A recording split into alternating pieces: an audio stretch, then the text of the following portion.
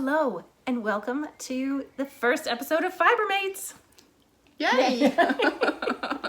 My name is Gayan, and I am a tech editor for knitting knitwear designers based in Melbourne. And I'm here with Kath Martin. who is one of my knitting besties. We've been friends for... I was actually trying to think about how we met. We'll talk about that later. Yeah. But welcome to this podcast where I interview lots of people who are in the Australian wool industry and become their mate. We're already mates, Yes. but that's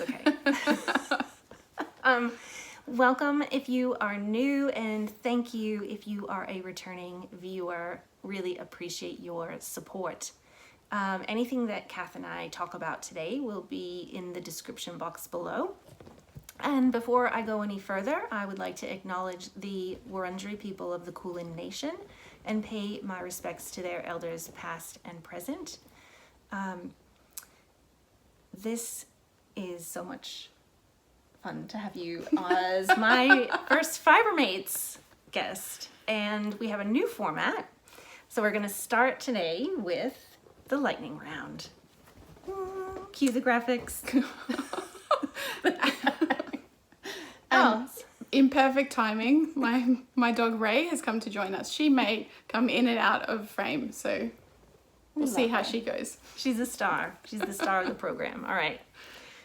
You ready for lightning round? Lightning round. Okay. Coffee or tea? Tea. Favorite color? Pink. Merino or BFL? Merino. If you were a knitting stitch, which one would you be? Ooh. Yarn over? Excellent. If you were stranded on a desert island and could only bring one pattern, which pattern would it be? Shawlography by Stephen West. So many different stitches in that pattern. Yes. You'd never get bored, Exactly. right? Exactly. Okay. Lightning round. Oh, what a relief. So just back to, I can't remember how we became friends. It's not like we met, like how did we even meet? Do you remember? I reached out about tech editing, but I think we'd met maybe once before then. I feel like we did, but I can't remember. I've been doing some tech editing for Kath's Patterns, which if you don't know, Kath's Mindful Melbourne Maker on Instagram, on YouTube. You love her podcast, so if you are not subscribing to Kath already for some reason, please check out her channel. And Kath Martin Designs on Ravelry. Yes. Yep. Where you've got some amazing sock patterns. And a couple of other random things thrown in, but they're sort of random things that I've written down. But yes, sock patterns. How did you get into knitting? How did that even start? So I learnt to knit when I was really young from one of my grandmothers. My family is really creative, so it's full of singers and musicians and creative types. So over the years when I was younger, I learnt lots of different things from my grandparents and from my mum. So I learnt to sew, learnt to knit and crochet, but I also did some macrame and lead lighting and all sorts of different things. And I play lots of different instruments as well. And so I always have this creative need in me to do creative things, which then balances out. My job is very thinking and writing and very Analytical. not creative. So I think I need it to kind of balance out. So over the years, I've dabbled in knitting and sewing and crochet. But I'd say during COVID, I became the knitter with a capital K, which is, what we all are. And so, yeah, that was sort of early on in COVID when I just needed more creative outlet than usual. I think we all did at that time. Yep. And speaking of knitter with a capital K, I think if you're watching a knitting podcast, you are probably a knitter with a capital Yes. K. And what, I know that you love podcasts as well. Yes. So I sent Kath a message once and I was like, what podcast do you think I should be checking out? And 5 minutes later, I had about 15 new podcasts to subscribe to. Yep. My list is very long. I know you love them, Yes. but is that why you started your own? I think so. When I started getting into knitting podcasts during COVID, it was very much because I didn't really know any knitters around me or in Melbourne, and so I sort of thought, it was almost like listening to friends. And catching up with friends about my knitting, and I also use them to exponentially learn about knitting all the things. So watching podcasters talk about how they knit sweaters in the round and what mods they made and what kinds of yarn they chose and how they, swapped out yarn and all that kind of thing. Just watching a lot of that, I think, made me learn a lot more in a really short time.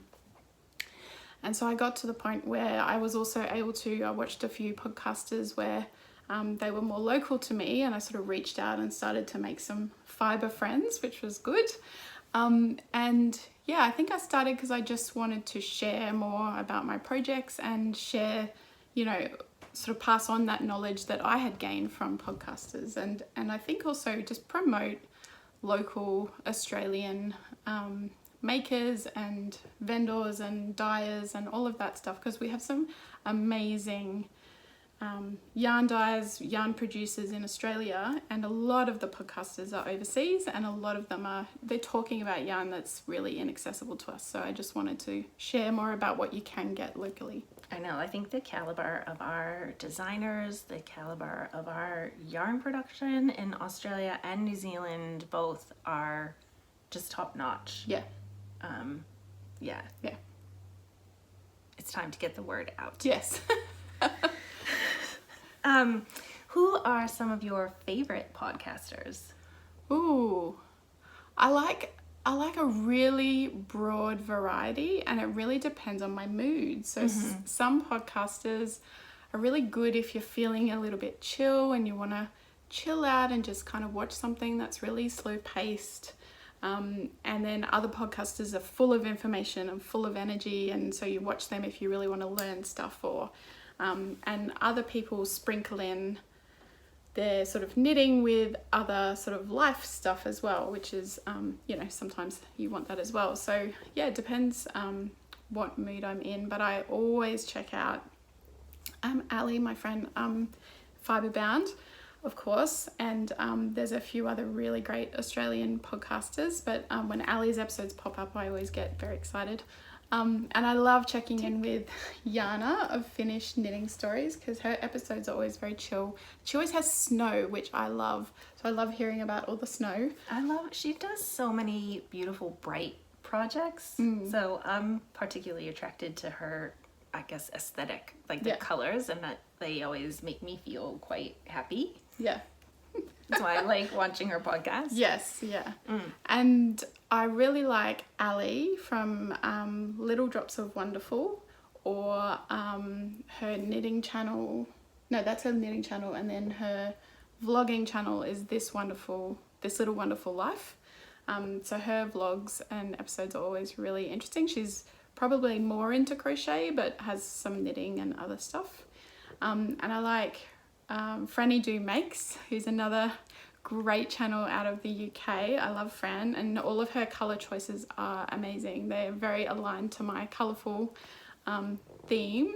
But I also like watching people that are much more neutral and less out there in their colours. So there's a podcaster, Knee Knits, out of the US, who I really enjoy, because she goes into a lot of detail about the construction of things and what mods she made, and it's a good way to learn. So there's just so many, I couldn't possibly list them all, but of course yours as well. But that goes without saying, because that's where we're here. Yeah.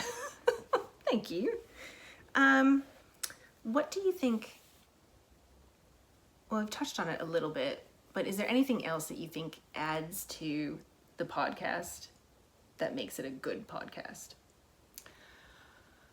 I think just remembering the audience and remembering, you know, what you like to watch. So I think when I'm thinking about what I want to share in my episodes, it's all about what I would have liked to hear, what I would have liked to see when, you know, when I was watching podcasts and when I was looking for that. And I think that will resonate with some people, and some people will really like that, and others it won't be their vibe, and that's okay. So I don't try to be all things for all people, which I think some podcasts struggle because they try to cover everything and cover too much, or, you know, be amazing at vlogging as well as amazing at sort of sit down and, you know, that kind of, whereas I think, you know, there's a vibe that I look for in podcasts, and lots of different ones resonate, so that's what I sort of look for. Mm-hmm. And like touched on before, your mood.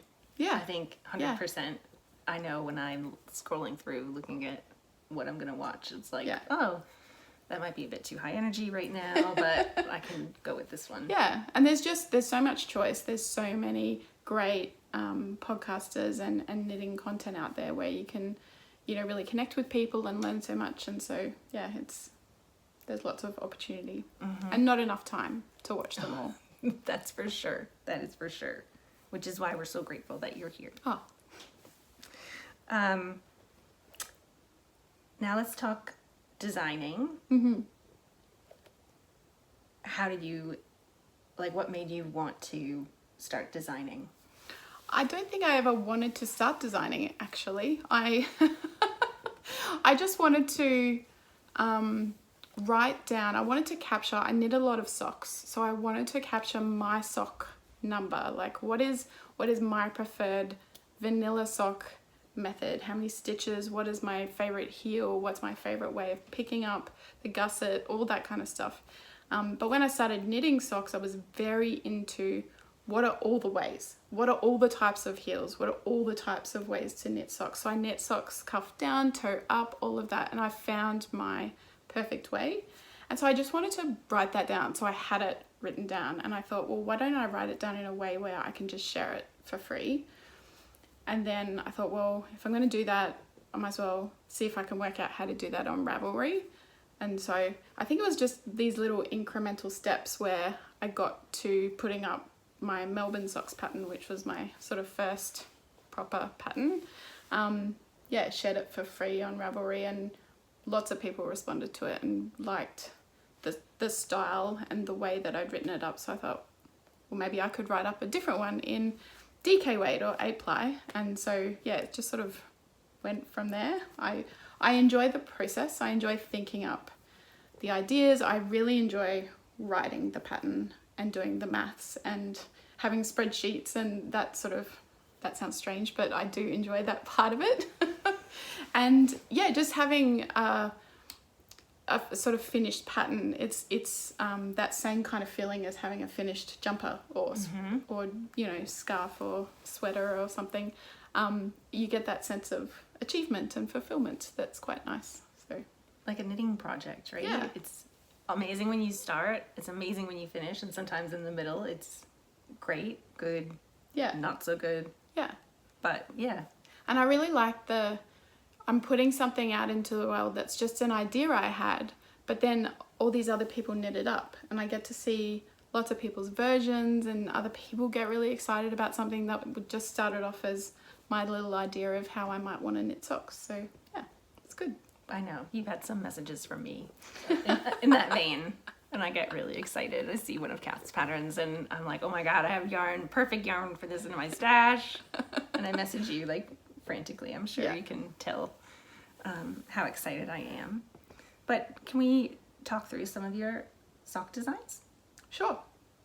Yes, so I have the Melbourne Socks pattern, which was I called it that because it's my home base that's how I knit fingering weight socks, and so it's sort of, that's where I start. So I thought, well, I live in Melbourne, they're the Melbourne Socks.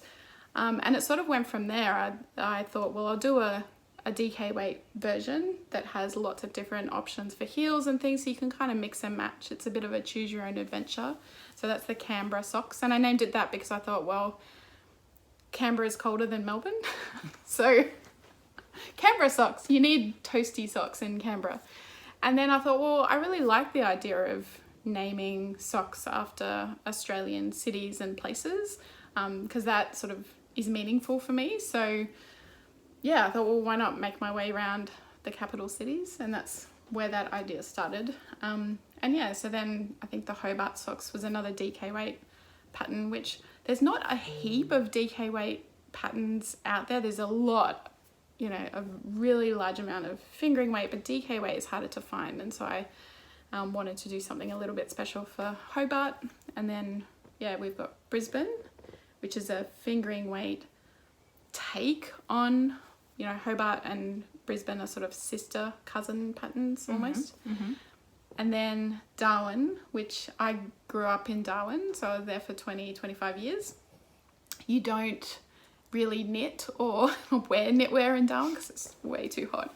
But I thought, well, we could have a pair of socks that have some breathability and, you know, ventilation. So it's a really fun eyelet pattern. And the way that I think about it when I'm, you know, coming up with a design is, what do I want to knit? What is going to knit quickly? What's easy but interesting? And what looks great, and what can I use yarn that I've already got in my stash? So that's kind of, yeah, how I come up with it. And of course I've got ideas for all the other cities, but you know, it just takes time to work through them. Watch this space. Yeah. What's your favorite part of designing, and what do you wish you could outsource?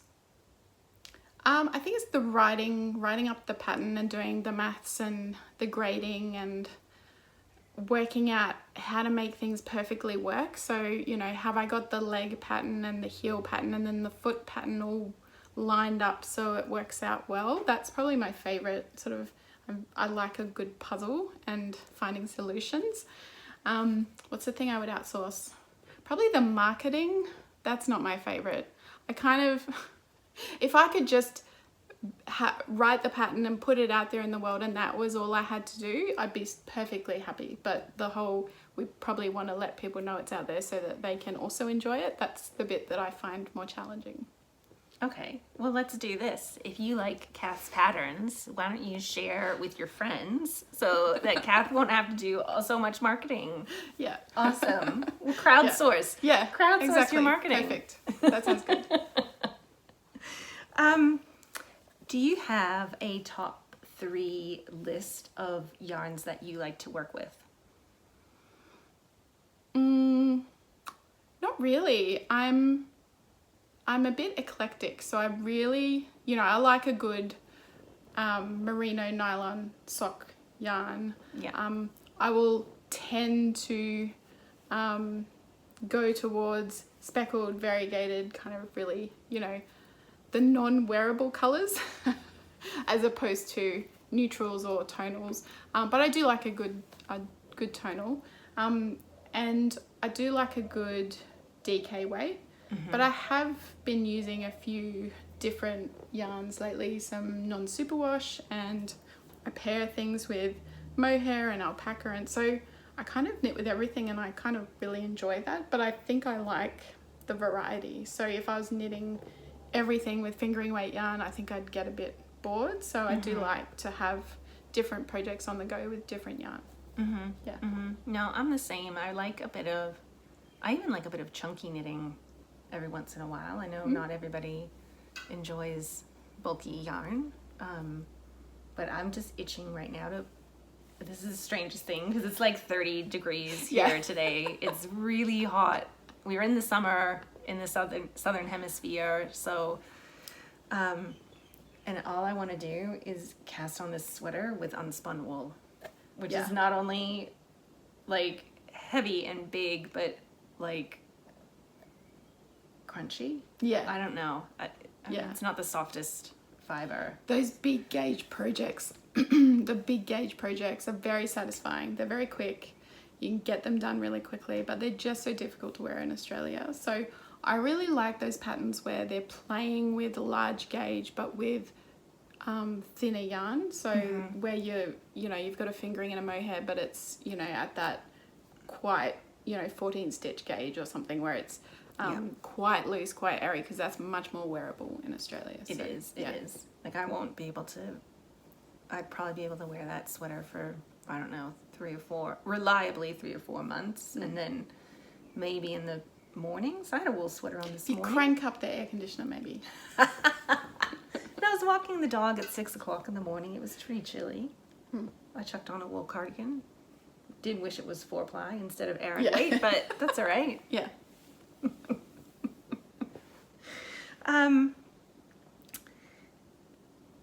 I often have phases where, like now, right, where I want to just knit this big chunky sweater. So types of patterns or designers that I'm kind of really into. Do you get those kind of phases, or do you have any patterns or designers that you're really into at the moment? I'm probably not that much in terms of phases, but I do have a deep and abiding love for particular designers that I don't think will ever end. So anything by Stephen West, I love his patterns. I just love how creative and colourful they are, but I also love that I can pick up one of his patterns and I know I'm going to learn something. There's going to be new techniques, there's going to be new ways of doing it, but he also has a really chill vibe in terms of it's okay, just make another stitch if you're down one. So yeah, I love his patterns, I love his approach to designing and to his color choices. So I love his patterns. I really enjoy Andrea Mowry as well, because probably for that same thing, she's less, I guess, out there in terms of her designs, but she'll often have really solid tutorials for really tricky techniques. Yep. And her podcast is one of those ones that I also religiously watch, because she just shares a lot of really key knowledge, and it's really good to learn things from her. So there's a few designers like that where I know that I'll be looking at their patterns and I really enjoy them. But also that's why I love watching so many podcasts, because I get inspired and I learn about new designers and I, grab onto the latest fads, but I also look for those kind of classic ones. So, Petite Knit is another one where that I've knit enough of her patterns that I know that they're going to fit me. I can get gauge. It's a really classic style, and you'll learn the techniques you need. So yeah. And if you spend so much time knitting something, you want it to last. Be good. Yeah. No, that makes perfect sense. Any of the, other than Andrea Mowry and Stephen West, do you have any of the moment favorite designers? I'm getting into Sana & Co, so Susanna's patterns. I'd sort of seen her at yarn shows and the sheep show and other things like that, and I hadn't necessarily looked that closely at some of her designs, but her designs are beautiful. And I've caught up with her a couple of times lately, and she's always wearing a new jumper where I'm like, what's that pattern? I need to put that on my list. So I'm really, really enjoying her patterns recently. But I don't think there's any one. I have a very, very long queue in Ravelry. I think it's more than 300. Oh dear. Because I add them. If I know I really like that and I want to knit it at some point, I'll add it. I can go through and clean it out, but it's full of all sorts of different patterns and designers. I love Ravelry for that reason. Like having favorites. I don't even really use my queue anymore. I just put everything in my favorites and organize it into bundles, and then if I'm going to a yarn show and I know, like Bendigo, right, I'll spend some time going through my favorites, and sometimes I'll call them, sometimes I'll say, oh, not so much anymore, you're out. But and plan kind of what I want to get at the yarn show based on kind of rediscovering what I have in my favorites. Yeah. I think another designer, speaking of socks, that really got me into socks is Summer Lee. Summer Lee knits. So her basic sock pattern, the free one that comes with the extensive tutorials on YouTube, that's how I learned to knit socks. And her tutorials are fabulous, her patterns are fabulous, and I went through a phase probably of buying absolutely every pattern I could of hers, and knitting a lot of socks. So yeah, she's probably another designer that I'd call out that has been quite influential. Fantastic. Well, this has been really fun to chat. It has been. And congrats on your new name for your Thank you. podcast. Thank you. New name, new era, and new format. So I hope that you've really enjoyed it. And if you have, please give the video a thumbs up. And if you want more Fibre mates in your life, you can hit the subscribe button. And don't forget, you can find Kath at Mindful Melbourne Maker on Instagram, and Kath Martin Designs on Ravelry, and Mindful Melbourne Maker on YouTube. So go subscribe to her if you haven't. You probably already have. Thank you. Thank you. All right. Until next time, happy knitting.